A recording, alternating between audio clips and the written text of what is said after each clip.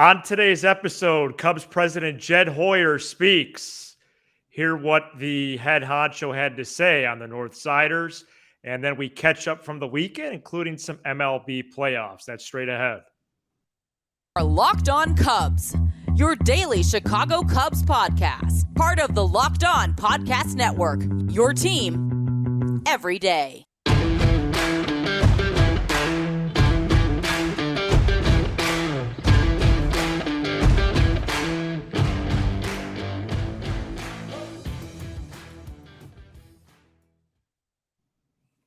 Welcome in, welcome back to Locked On Cubs. Thanks for making us your first listen every day. We're free and available wherever you get your pods. Also on the video side on YouTube as well. Alongside Sam Olber, I'm Matt Cozy. Thanks for joining us for a Tuesday episode. We have 4 shows this week after a long weekend. And Sam, how was your weekend? I know we're going to catch up on that later in the program. Good shirt I'm wearing. A lot going on.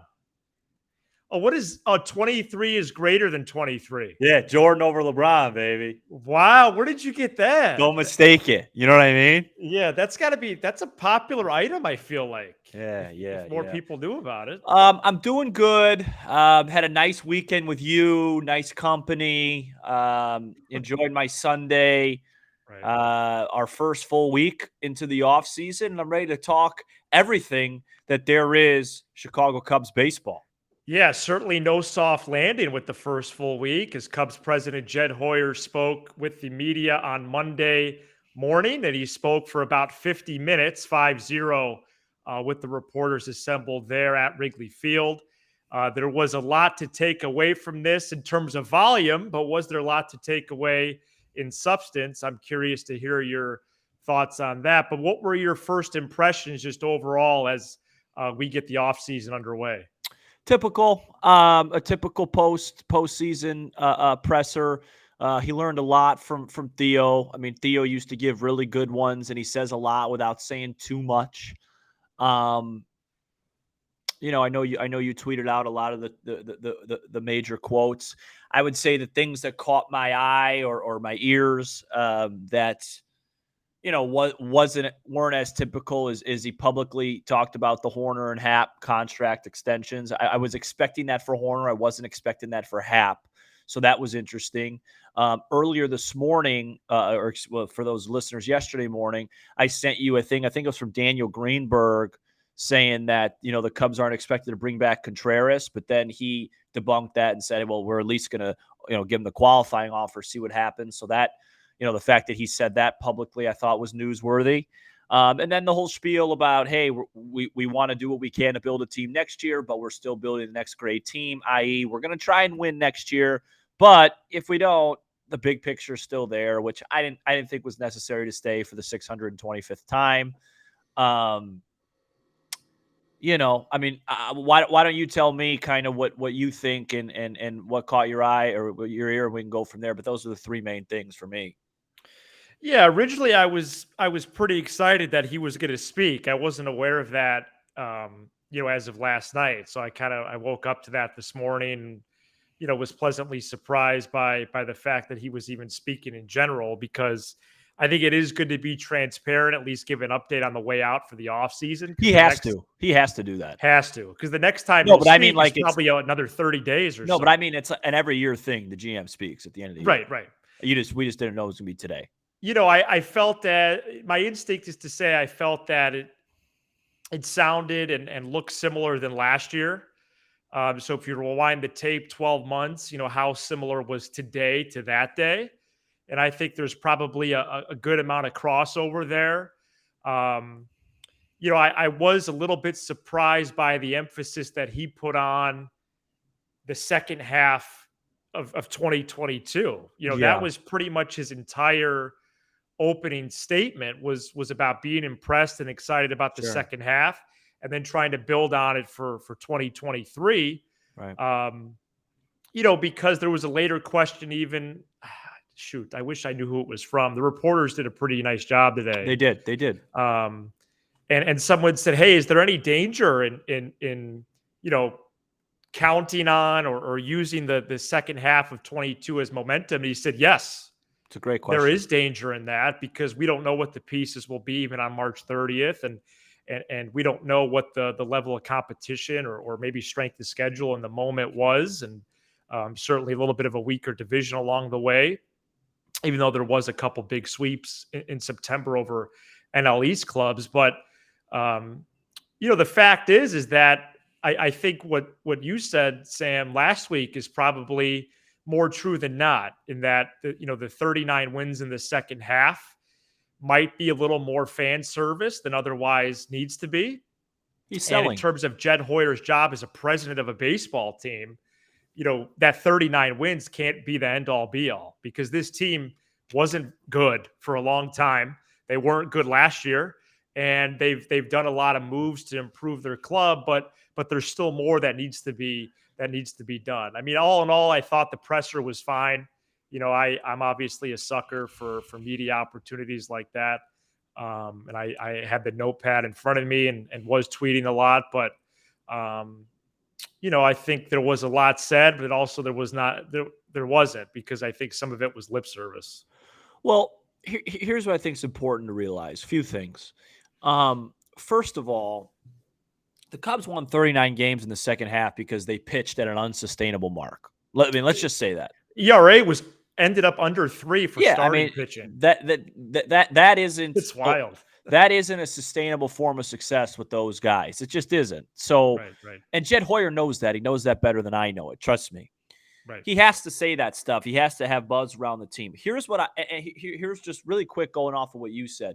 It sounded really similar to last year, because it's going to be similar to last year. They're going to add 2 major free agents. They're going to add a position player. Last year was Suzuki. This year to be one of the shortstops, I think Correa. They're going to add another pitcher, right?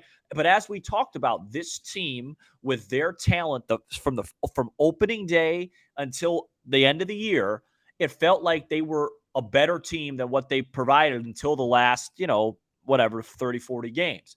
If they add 2 more guys, plus a center fielder, which I think we're projecting they do that, and improve on the margins and get better, that should be enough to put together a competitive baseball team. Now, what's a competitive baseball team, Sam? What does that quantify as? There's a lot of different things. I'm not expecting the Cubs to be a 100-win, 95-win team next year. I am expecting, in fact, I'm demanding that they be competitive. What's competitive to me, Matt? Competitive to me is come trade deadline, you're looking to get better. Yeah, that would be your big sign, right? That would be my big sign. We're not selling anymore. There's no need to add more prospects. The depth's already crazy. There should not be a fire sale this deadline. They should be, if at worst, standing pat, if anything, looking to add to their team, okay? Secondly, or thirdly, because I don't remember where I'm at, here's the big thing with Jed that I think is important for fans to realize, and I obviously hope he realizes this.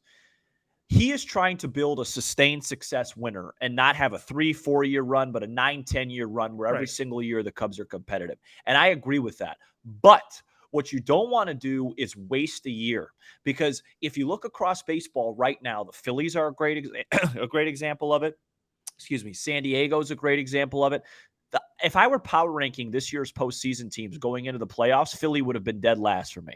I think they won 87 games. They limped into the playoffs. And guess what? They had a lucky 9th inning against the Cardinals and then used that momentum to win. And now they're 3 wins away from going to the NLCS. My point is you never know when your year is here. You never know when it could be your year. And with Milwaukee having a bad year and St. Louis with some question marks around their team and Arenado and some of their veterans going, you never know when your window is there. So, yes, you want to build a winner and you want to build a long-term program like the Dodgers or like the Astros that you know are going to be there every year. And I'm totally on board with that. But I am not on board with kind of throwing away and having another 77, 78-win team when I think that the Cubs are about 3 or 4 moves away and some better decision-makings away from winning in the high 80s, which you're watching right now is good enough to play postseason baseball. Does that make sense? It does. It does. And I'm reminded of 2 questions that I do remember from specific people. Megan Montemurro asked about the playoffs right now as a sign of anything that Jed might do or any opinions that he has, because, it's just a matter of days and one of your division rivals is out, like the Cardinals. It's just a matter of days. And while the Phillies did back into the to the bushes like Homer does in that GIF. They are onto the NLDS, and who knows what could happen with them because they have legit guys. Maybe their star power does come through in October. The other thing was from Sahadev Sharma. He asked Great reporter. blatantly about the fans. He said, speaking of the fans, what are you going to do to make sure this team isn't out of it by May 15th, he said. And you could tell Jed was he kind of like shimmied and shaked in his chair, and he should. Right. Because to be out of it on May 15th is so early. It means you're not a contender, not even close. It means the team that you constructed is a bad team. Yeah. Right. And so on May 15th, 2023, maybe that's like our first check-in point is like, hey, how's this team doing? They'll be in it. You know what I mean? Like different check-ins. And they'll be there. I'm with you in terms of a wasted year. Every year is sacred. I learned that from Theo Epstein in 2012 when he said that in his opening presser. I believe him. Joe Madden would say stuff similar. John Lester would say stuff similar. And it's true about this game. Yeah, I agree. And I think there's a world where you could build like PCA, Alcantara. We'll see with Canario. Brennan Davis got hurt today. I don't know if you saw that. So yeah, I saw we'll see what My happens. Uncle Mike with that. was at the game. Oh, nice. We'll see what happens with that. But my point is the future is still coming. So no matter I guess what I'm trying to say is by investing in some players and really focusing on winning this year, I don't think you're asking anyone to give up the future. Nobody's asked. No. I'm not looking for the Cubs to make any major trades. I'm looking for the Cubs to make three moves: an ace, Carlos Correa, or who the other two, and a defensive center fielder. Those are the three moves. Everything else they could probably cover in the minor leagues. You make those three moves. Yeah. Let's just hypothetically say Rodon, Correa, and JBJ. Make those three moves and figure out the rest, and I feel like they'll be a competitive team. Yeah, no, that's exciting. And some media today inferred from the presser that maybe you would add a fourth item, and they feel they're speculating starting on adding a catcher. So sure, maybe there is a fourth piece there, and that's also where maybe you do a little trade there, a minor trade, Maybe so. But again, and in Jed's defense, that'll be somebody who's young. He's not going to acquire like a 38-year-old to be the starter. He wants to get someone who can help next year and the next four, especially if it's a trade, 100%. Right. So let's get to some quotage from the Cubs press coming up next. Today's episode is brought to you by BetOnline. BetOnline.net is your number one source for football betting info this season. Find all of the latest player developments, team matchups, news, podcast, and in-depth articles and analysis on every game you can find. Let's see. And as always, BetOnline remains your continued source for all your sport wagering info with live betting and up-to-the-minute scores for every sport out there. The fastest and easiest way to check in on all your favorite games and events, including MLB, MMA, boxing, and golf. Head to betonline.net or use your mobile device to learn more. BetOnline, where the game starts. Later this week, we're going to look at some player props that BetOnline posted prior to the 2022 campaign getting going. And the Cubs player prop, Sam, there was only one that went over his total. Any guesses on who that was? Well, player props is vague. You talking like average homers? What it's a home run prop. Any guesses right now? We'll get to this later in the week, though, more. Yeah, it's got to be either Wisdom or Horner. You're close. Wisdom was close with both of his homers and RBIs. It's actually going to be Wilson Contreras. Contreras went over. He's probably like 22 and a half. He was 21 and a half. He had 22 Jacksons. Yeah, there you go. All right, we're back here on Locked On Cubs. Thank you for tuning in for a Tuesday episode. And it's a two for Tuesday in terms of us breaking down this Jed Hoyer press conference. One of the first big quotes he had that Sam followed up on Twitter. You could follow him at Sam Olber. Jed Hoyer said, "We absolutely want to compete next year. We also want to build something really special for the fans, something stable, something lasting. And that's the lens we're going to view our transactions this winter. Then a few moments later, he added that they additionally, want to create something that doesn't have a lot of holes, that could be viable in October. And he called it intelligent spending, which of course is a term that's not divisive. The but antithesis of Jonathan VR and Andrelton Simmons. That's what that means. I hope so. Yeah. He said we're not going to do anything that doesn't benefit the short term and long term, but intelligent spending to me is not only those big name additions, but also trying to help the versatility and the depth, right? Yeah, and intelligent spending is a word that a phrase that's going to upset fans, right? It is because it like you said, it's cheap. It's cheap, right? right. It might not. I don't think they're going to be cheap, but it sounds cheap, right? It's like we're going to allocate the resources properly. We're going to just say you're going to spend money and help the team in the short and long term, and that's why I'm so insistent. We were talking about this in the car on the way to Champaign, which we'll talk about later on. Why I think Correa is going to be the guy, because he's the guy that makes most sense long term. He's the youngest, right? He's the most defensively versatile, right? He's the most playoff experience. Like, he's really going to sell you on, this is going to help us in 2023. But it's going to really help us in 2025, right? And I think that it's a slippery slope with that. But if he does what I said, right, and it's those big three, and then he trades for a catcher, the Cubs won 74 games this year, and that ended up being a pretty fair total.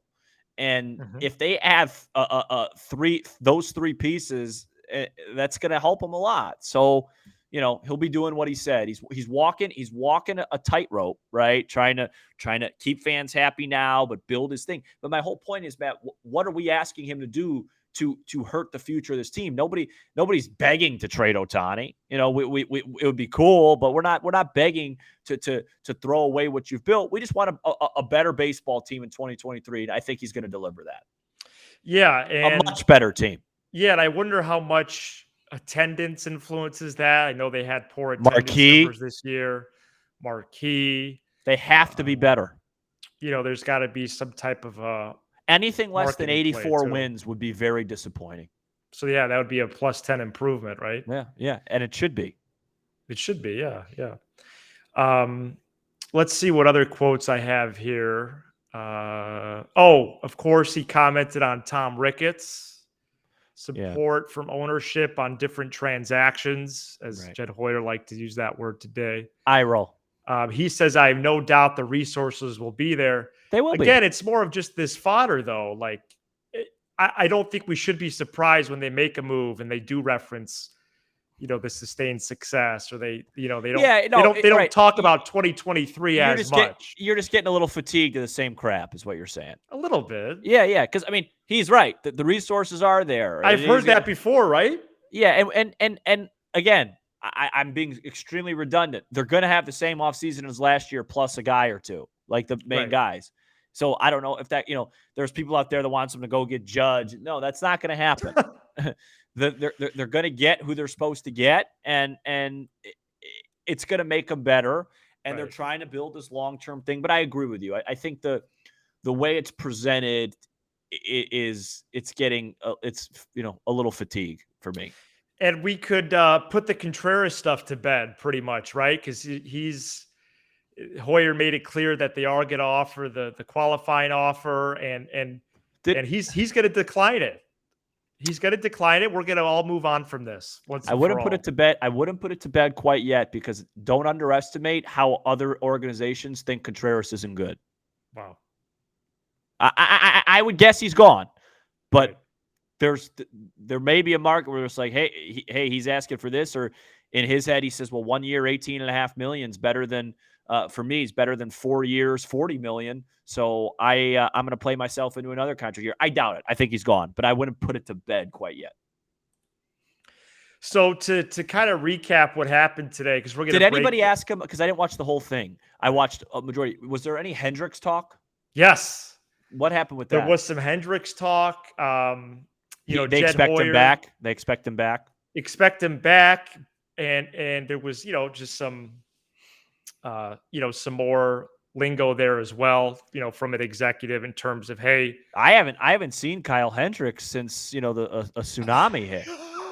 I mean, what I miss him. I miss that plain face. Someone said I look like Kyle Hendricks in the comments that I caught up on today. Yeah, and I'm not really sure. You're not on board with that. I don't think so. No, I think you're a better looking guy. Okay. Okay. Thank you. Kyle Hendricks, they said we would love for him to be Kyle Hendricks again, but Hoyer did acknowledge there's some uncertainty because he hasn't picked up a baseball yet. Great. So, Jeez. That's definitely Awesome. a concern. Exciting. Yeah. Well, it's not. Don't be sarcastic. No, it's not. And I am being sarcastic. Right. I want him to be healthy. He hasn't picked up a ball? Right. He hasn't played catch yet. All right, I've had enough with Hoyer. So that's concerning, isn't it? Look. Here, in summation to our great listeners. What did these 50 minutes do for you from Hoyer today? 312-834-4634. In summation to for our listeners, this season, the 2023 season that's coming up in March, kind of sounds fun to say. Yeah. There's two guys that are going to be judged very, very harshly. Today's speaker, Jed Hoyer, and the manager, David Ross. Those two guys, they need to make sure that this is a competitive team. Now, if people aren't producing, right, and guys are hitting 190, that's on Jed Hoyer. If we're watching continuously and we feel like there's managerial mistakes being made, obviously it's on Ross. Those two guys, honeymoon period's up. It's go time. All right, let's move on. Let's look at some MLB postseason and then a little bit more from the weekend coming up next. We're back here on Locked On Cubs. Thanks for making us your first listen every day and being here for a Tuesday episode, whenever you may be listening. The Guardians swept the Rays. The Mariners swept the Jays. The Phillies swept the Cardinals, and the Padres knocked out the Mets 2 games out of 3, dominated in their 2 wins. That's been the postseason so far this week. Beginning Tuesday, it's Phillies, Braves, Mariners, Astros, Guardians, Yankees, and Padres, Dodgers. 4 series to very much look forward to, right? I mean, I don't love the Phillies. I don't think the Phillies are good. So, but that just shows you how precious the playoffs are. Right. 101 win Mets team gone against a team that they're better than in San Diego.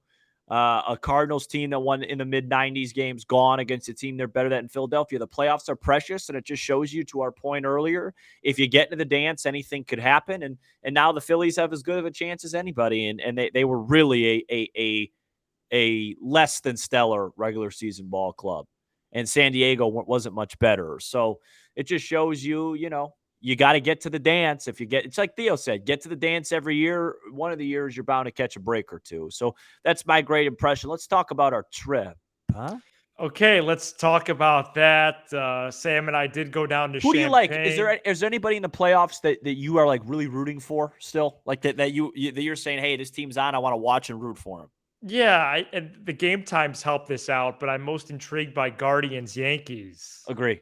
6:37 first pitches. I'm most intrigued by that, and I'm really rooting for Kershaw to have a good postseason.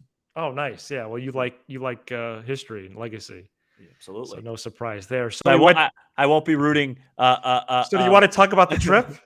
Yeah. Sorry. All right. So Sam and I went to Champaign, Urbana on Saturday. We had a nice long day. Made a day trip out of it. My dad drove because he's incapable of being a passenger. No, you did a great job driving. He did a great job. And listen, Saturday was a lot of fun. It was fun really from start to finish, besides the 3 hours of the actual football game. Now, Brandy, my good friend Brandy, shout out Brandy. to her, just set us up with fabulous tickets. She's the director of social media for Iowa Athletics, and she does a great job. I felt like I was a president. Yeah, it was a phenomenal seat. I'm so thankful for it. But there was no touchdown scored in this game. And so it was one of the worst. It was the worst game I've personally ever attended. I think it was one of the worst games in the history of either team. Okay. And it was, very slow in some parts. Iowa's offense is historically bad. It's one of the worst of all time. probably the worst of modern college football history. All right. And Illinois was not much better, but they had a key player out, and it's clear that they are much better, from my perspective. But they just squeezed it out, and fun day, bad game, but a good atmosphere. So here's what I'll say about the trip. It was a good time. I enjoyed spending time with you and your dad. Right. I really respect this about you. You know how seriously I take my sports. Right. Probably more serious than anybody is that fair? Yes. Okay. Now, Illinois football is nothing like the Cubs to me, and it's not like the Bears to me, but when they're good, I get into it. Yeah. And you are one of the very few people I can watch a big sporting event and you're rooting for the other person. Or the other team. You're very good about kind of letting me have my thing, but also, you know what I mean? It's very, so thank you for that. And I respect you for that. Sure. I was very depressed for most of that game when Illinois quarterback Tommy DeVito went down, because I thought this was this isn't a college football podcast, but I just wanted people to, I wanted people to say, hey, you know what? Illinois football is pretty darn good. And we didn't get a chance to see that because, for reasons I don't want to get into outside of the obvious. And now next week, they're a 6.5-point underdog. Shout out to Bet Online at home against the Minnesota Golden Gophers because this backup quarterback is expected to start. So otherwise, though, I hadn't been on a college campus like that for a while. It's really fun. Great bonding time for me and you. People forget we're friends first, podcast host second, podcast partner second, good-looking men third, beautiful men fourth. We took a picture, folks, that some people would say you should send it over to Abercrombie. Yeah, no, find that picture on Twitter at Matt_Cozy. And boy, was that a great shot. And in case if you didn't know, the Cubs are going to spend wisely this year, and they're focusing on being competitive in the present, but with an eye towards the future. And if you weren't enough already, we get it. All right, we get it. Start we know what you're trying to do. Enough speak and put a good team on the field. Okay? It's time. Game on. Wow, I love it. And if you didn't know, the Bears lost to the Vikings, but Justin Fields played well. Yeah. And that's pretty much where we'll wrap up. And some receiver from Iowa doesn't know basic football rules. All right, not a surprise. Be sure to hit that subscribe button for Locked On Cubs on YouTube and smash the like button and all your favorite Locked On Cubs content. Apple, Spotify, wherever you get your pods. And remember to drop us a text this week. Still one or two to catch up on from last week as well. 312-834-4634. Would love to plan on reading those for Friday's episode again.